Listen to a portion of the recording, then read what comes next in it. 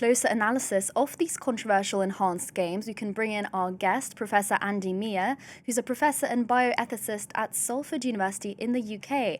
Hello, Andy. Thank you very much for joining us. Good morning. Thanks for having me. Good morning. So, Andy, to start simply, are the enhanced games still sport as we understand it, or is it something completely different, more like a scientific experiment? Well, I think for a lot of people that it's really difficult to answer that question because they are very much about spectacle, about entertainment. They're not so much about the athletic virtues that we celebrate in Olympic sports. So I think the jury's still out on that, but we'll see, I think, later today. And do you think that the founders of these games say that this is the next evolution of elite sport? Do you see performance enhancement as inevitable in modern athletics, or does this fundamentally cross an ethical line? Well, I think we have to recognize that the world is changing. We are becoming much more encouraging of enhancement technologies in society more widely, but sports have always been quite conservative in this regard. Their main concern being the health of the athletes, the risks to their health in the long term, but also the image it sets for young people getting into sports. And I think for many of them, this is really controversial because it corrupts that idea. And from what we're understanding, though, is that athletes are being medically supervised when they're taking these performance enhancing drugs. So they can't just take as many doses as they want. And also, these are drugs that are approved by the FDA, however, remain banned in traditional sporting events by the World Anti Doping Agency. So does this supervision make it fundamentally safer, or do you think that it's still a dangerous solution? I think it's still a dangerous solution, in part because it just shifts the goalposts. So the competing organisations say that it should be bringing it out of the shadows, allowing people to compete in things in a way that's supervised. But actually, the reason why people do that in the shadows is because they want to hide it. They want to get an advantage over their competitors. So all that will happen is they'll do other things that will be in the shadows. So I think it just shifts the goalposts in terms of the safety. And I suspect it will be incredibly risky to the athletes, maybe not immediately, but in the long term and their health. I think it's a real challenge for them. As you just mentioned, the organizers of the event have also been saying that, in fact, it's actually sport is already full of hidden doping, full of technological enhancement. So, do you think these games, by allowing athletes to be on doping, are we making something honest out of something that is dishonest in traditional sport? Well, I've worked in this area for nearly 30 years now, and over that period, there has been no clarity on the prevalence of doping in sport. There's, of course, considerable concern about it taking place a lot in some sports, but the figures have always been really difficult to clarify. Many people assume that it's a minority. In some sports, it seems a lot more. But I think the consequence of this games is not so much changing the goalposts in terms of who's going to win. It's going to change the situation as to what people do when they get into sport, why they do it. You heard a lot of the interviews are talking about the money as being the main motivator. And I think we still like the idea that getting into sport is much more than just about the money.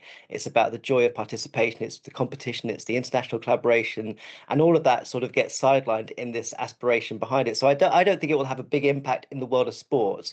It will be certainly entertaining, I think, but I think unless we see a 100-meter sprint 1 in 5 seconds, I think the world won't notice that much.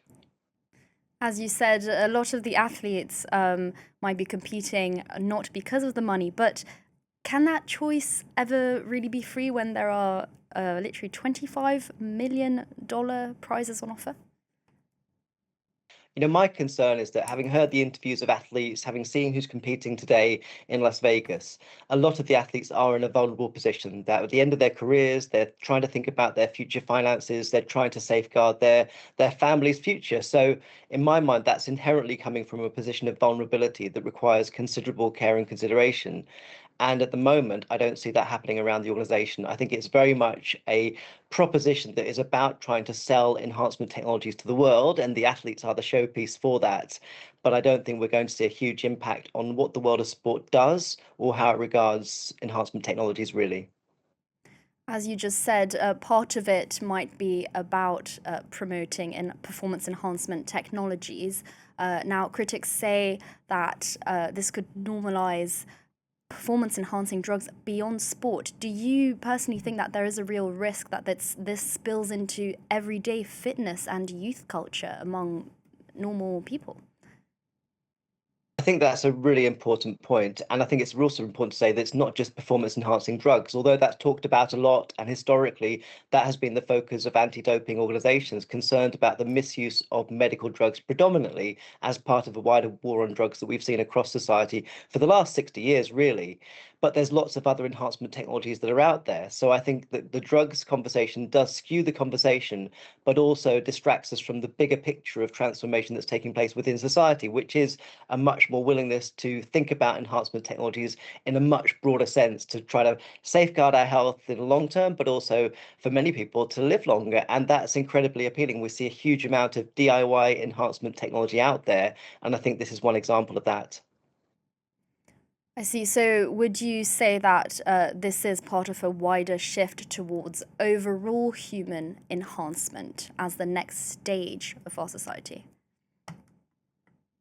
Would predict that the business model of the enhanced games is to start selling lifestyle enhancement technologies to the wider world. That's the big market for them, and I can see that coming down the line. We're already at a point where that's beginning. You see around society there are examples of commercialized enhancement technologies, and it's the bigger markets. They want to be able to access those people that want to enhance their lifestyles, make themselves healthier, fitter, and sell them things that promise to do this when in fact they may not. So I think we will see that roll out over the next couple of years, and the enhanced games is really the showpiece to convey that possibility, but probably sell us things that don't really work. Thank you very much, Professor Andy Miah. That was Professor Andy Miah from the University of Salford in the UK.